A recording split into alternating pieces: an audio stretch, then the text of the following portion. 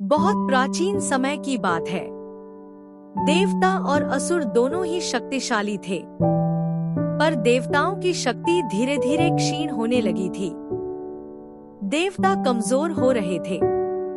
उनका तेज, उनकी आयु और उनकी दिव्यता घटने लगी। इंद्र चिंतित हो उठे। वे सभी देवता भगवान विष्णु के पास पहुंचे। विष्णु ने कहा, यदि तुम अमृत प्राप्त कर लो तो तुम फिर से अमर और शक्तिशाली बन सकते हो। यह अमृत क्षीर सागर में छुपा है, पर उसे पाने के लिए समुद्र मंथन करना होगा। मंथन की तैयारी। समुद्र मंथन अकेले देवता नहीं कर सकते थे, उन्हें असुरों की भी आवश्यकता थी। इसलिए देवता और असुरों में संधि हुई। मंथन के लिए मंदराचल पर्वत को मथनी और वासुकी नाग को रस्सी बनाया गया। भगवान विष्णु ने कूर्म अवतार लेकर पर्वत को अपनी पीठ पर संभाला। मंथन आरंभ। देवता वासुकी के पूंछ वाले सिरे से और असुर मुख वाले सिरे से पर्वत को घुमाने लगे। समुद्र मथने लगा। लहरें उठी, आकाश कांप उठा। तभी समुद्र से एक एक करके अद्भुत वस्तुएं निकलने लगी। समुद्र से निकली दिव्य वस्तुएं। सबसे पहले निकला कामधेनु गाय, जो इच्छानुसार सब कुछ देती थी।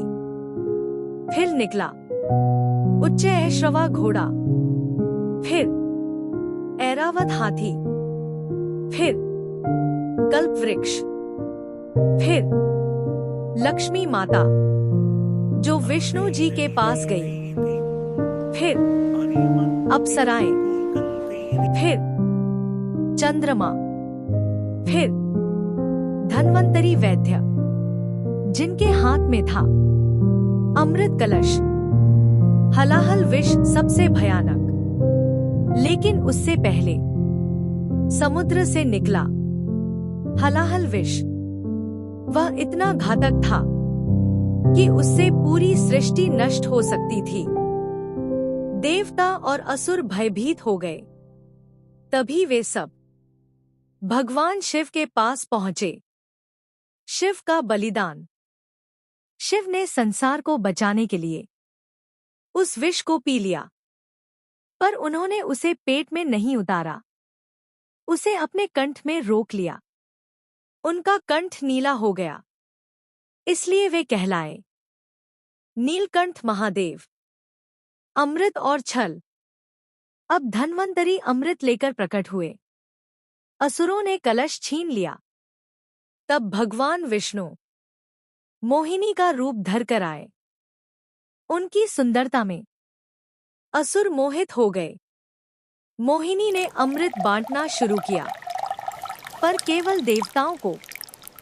राहु नामक असुर छल से देवताओं के बीच बैठ गया, पर सूर्य और चंद्र ने पहचान लिया। विष्णु ने सुदर्शन से उसका सिर काट दिया, पर उसने अमृत पी लिया था, इसलिए उसका सिर अमर हो गया। यही है राहुकेतु। देवताओं की विजय।